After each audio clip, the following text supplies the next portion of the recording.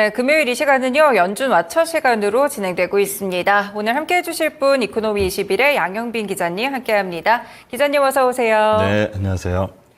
네, 이제는 유럽에서도 금리 인하에 나서고 있는 가운데 이제는 연준의 시각들을 저희가 꼼꼼하게 살펴봐야 될 것 같은데요. 오늘은 어떤 경제 용어 준비하셨을까요, 기자님?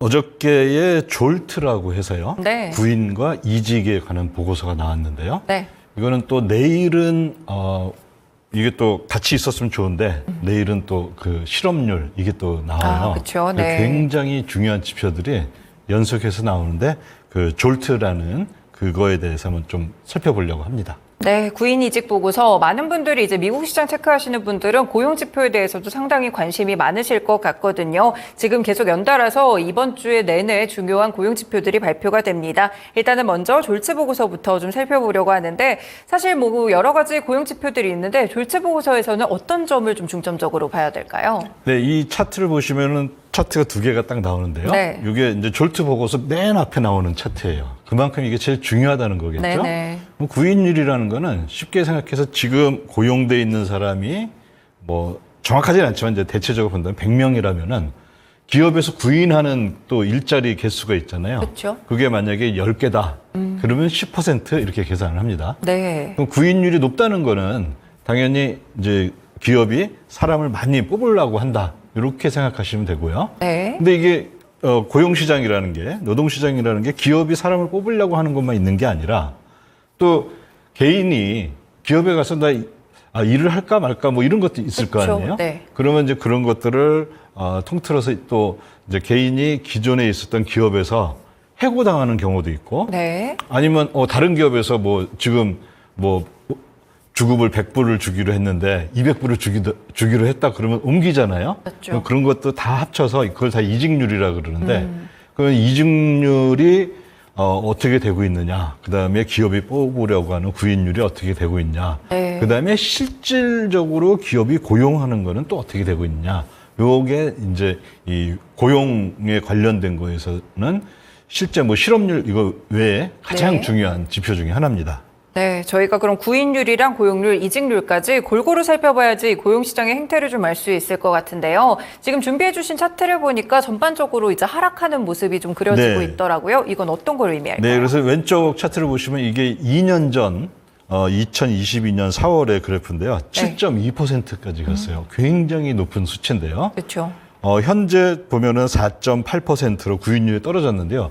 요거는 대략 코로나 팬데믹이 발생하기 직전의 이 수치입니다. 네. 그 얘기는 이제 이 고용 시장이 굉장히 정상화가 됐다. 요걸 말해주고 있고요. 네. 그 다음에 이제 실제 기업이 고용하는 거, 그리고 코로나가 터지고 나서 시장이 이제 쭉 빠졌잖아요. 그쵸. 그리고 고용도 굉장히 안 좋아졌는데 다시 쭉 오르면서 어떤 일이 생겼냐면은 그때 기업들이 갑자기 사람을 많이 뽑아야 되니까 임금이 굉장히 많이 올라갔어요. 네. 그러면서 실제 그 노동자들도 더 좋은 일자리를 찾아서 이직률도 굉장히 올라갔는데 네. 그것도 이제 오른쪽 차트에 빨간 점선으로 된 거 보면은 같이 쭉 내려가고 있죠. 네. 이 얘기는 뭐냐면은 노동시장이 굉장히 안정화되고 있다.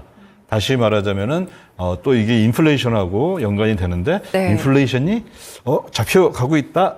이렇게 볼 수가 있죠. 예. 네, 고용지표에서 저희가 인플레이션까지도 연결을 해볼 수가 있겠습니다. 사실상 요동치던 고용시장이 최근 들어서는 연속적인 지표로 좀 하향 안정화되고 있는 추세들, 그러니까 노동시장이 식어가고 있는 지표들이 상당히 크게 확인이 되고 있는데요. 그러면 저희가 넘어가서 베버리지 곡선도 좀 살펴볼게요. 이 베버리지 곡선에 대한 개념부터 먼저 정의해 주세요. 네, 베버리지 곡선은 이제 가로치기 실업률을 놓습니다. 그다음에 세로치기에 방금 전에 했던 구인율을 네. 넣어요. 근데 구인율이 높다는 거는 뭐냐면 기업이 사람을 많이 뽑으려고 그러잖아요. 그렇죠. 당연히 실업률이 적어지겠죠. 그다음에 구인율이 낮다는 것은 기업이 이제 안 뽑아 그런 거니까 실업률이 높아지겠죠. 네. 그래서 대체적으로 베버리지 곡선은 이렇게 우하향하는 우하향 차트요. 그런 것들을 보여줍니다. 네.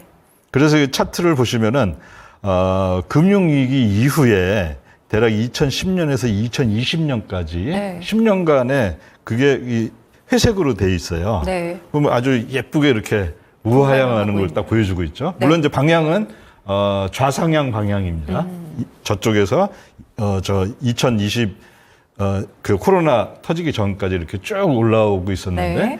이게 코로나 터지고 나서 그 이후에 보면은 코로나 팬데믹 이후에는 이 파란 선을 따라서 갔거든요. 네. 그런데 이게 이제 2022년 3월에 가장 위에 빨간 점, 가장 정점에 이렇게 딱 찍혔어요. 네네.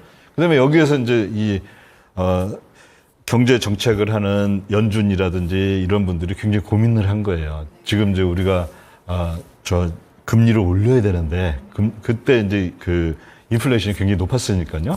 인플레이션을 잡기 위해서 금리를 올려야 되는데 그러면 노동시장도 안 좋아지는 거 아니냐 네. 해서 굉장히 걱정을 했는데 굉장히 아주 재밌는 현상이 뭐냐면 무려 2년간 이 곡선이 수직하락을 했습니다. 수직하락이요. 네. 그 얘기는 이게 이제 소프트 랜딩을 여태까지 해왔다는 거고요. 네. 그리고 어제 그제 발표된 이 졸트 곡선에서 보면은 그 점이 지금 어디에 찍혔냐면은 금융위기 이후에 그 끝점 거기에 찍혀 있어요. 네. 그 얘기는 굉장히 시장이 이제 정상화가 됐고 그리고 많은 사람들은 이제는 다시 회색을 따라서 가는 거 아니냐 이런 얘기를 지금 많이 나오고 있습니다. 네, 그렇군요. 베버리지 곡선까지 확실히 좀 확인을 해보니까 저희가 이 고용 지표가 대해서 어느 정도 정상화되고 있다. 코로나 팬데믹 이전으로 돌아가고 있다는 점을 함께 확인을 했는데요. 사실 이렇게 된다면 좀 연준이 금리 인하로 가기 위한 어느 정도 발판이 좀 잘 마련되고 있다. 이렇게 볼 수 있는 걸까요?